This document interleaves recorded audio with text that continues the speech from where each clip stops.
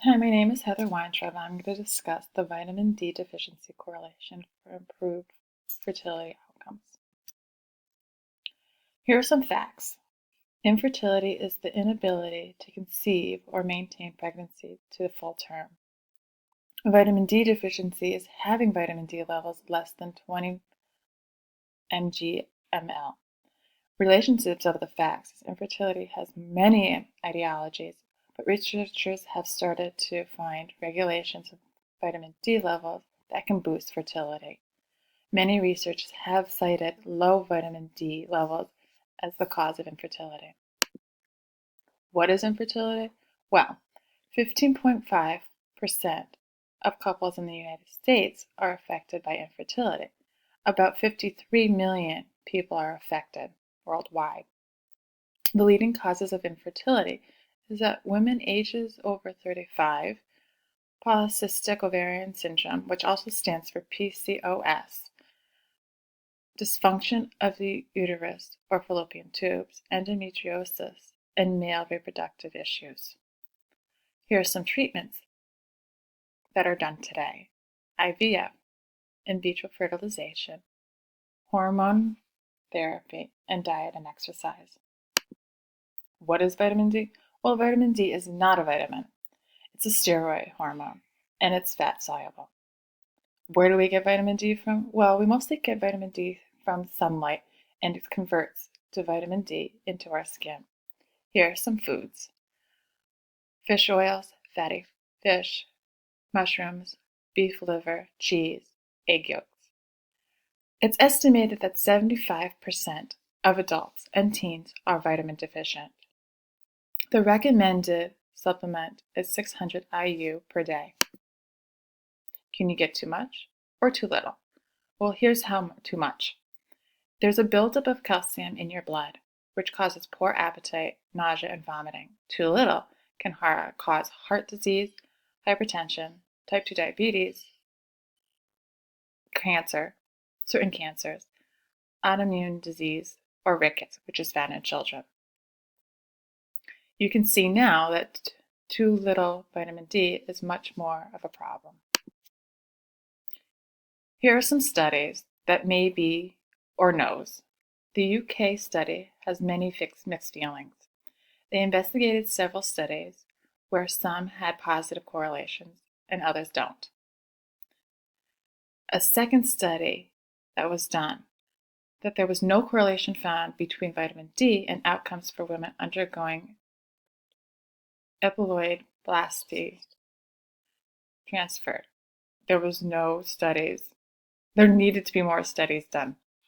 And lastly, there was outcomes pointed to levels of vitamin D being sickle conditions, where 40% of patients were deficient over the entire year and 77% were deficient over a season. Here are some positive findings.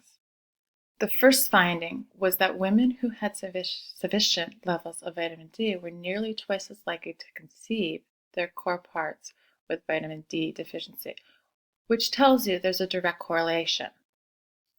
The second is that there's a positive correlation between AMH production, which helps sperm and ovulation formation, and vitamin D, which is seasonal variation accounted for. This is a big deal because this is found to say that seasonal variation is important.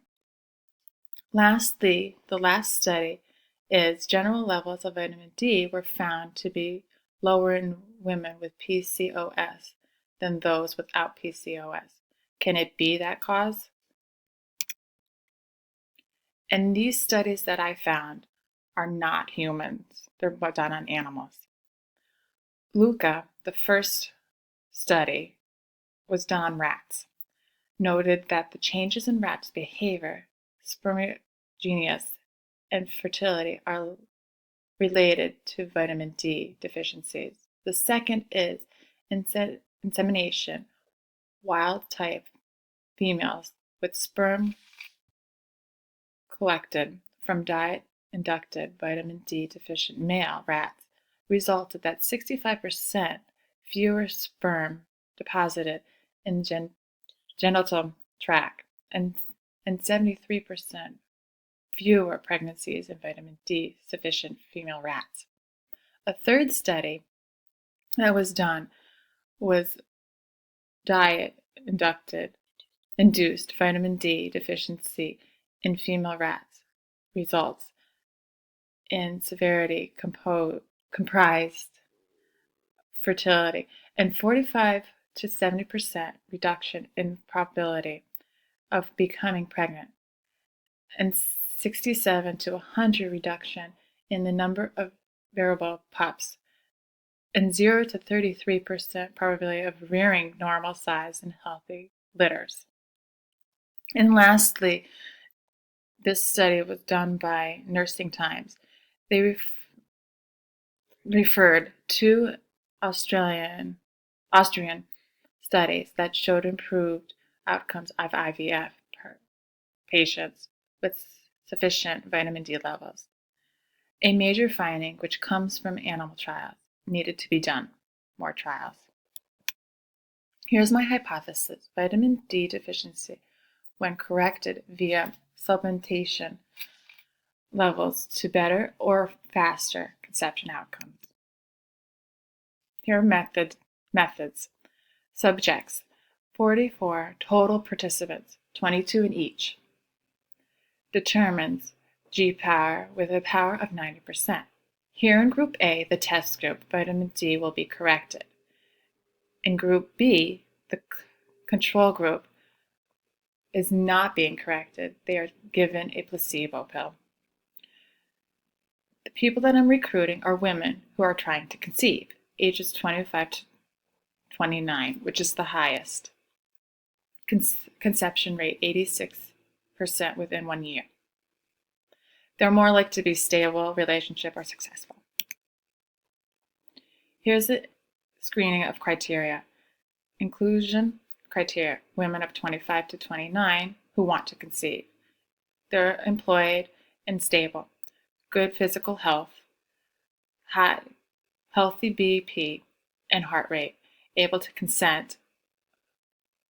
And the exclusion criteria is no health concerns, comorbidities, no patient's health of miscarriages or abortions, no patients with history of mental illness, and no patient with uterine fibroids or STDs. Most importantly is that women with vitamin D levels less than 20 mgl.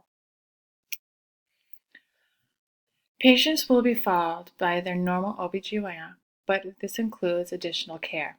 Vitamin D levels will be monitored on a bi-weekly basis and blood will be drawn. Group A will be given vitamin D supplementation for healthy vitamin D levels. This is between 600 to 2,000 IU daily. There will also be pregnancy tests done by blood, which is 2 weeks. Data will be entered each time they visit, with either a plus for pregnant or a minus for not pregnant.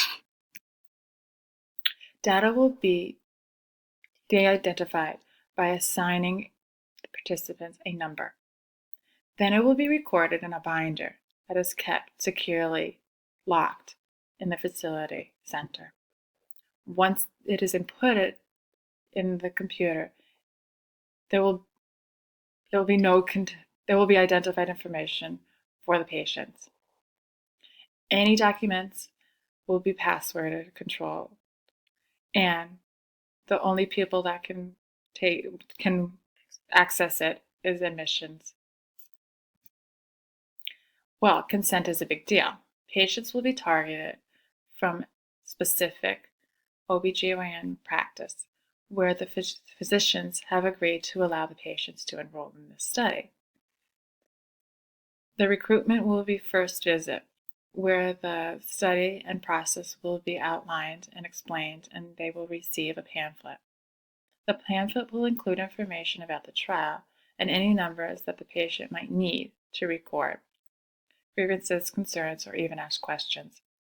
They will sign up for the trial and require a subsequent visit where the patients can demonstrate understanding of the trial and can get information and consent, and they will sign a consent form.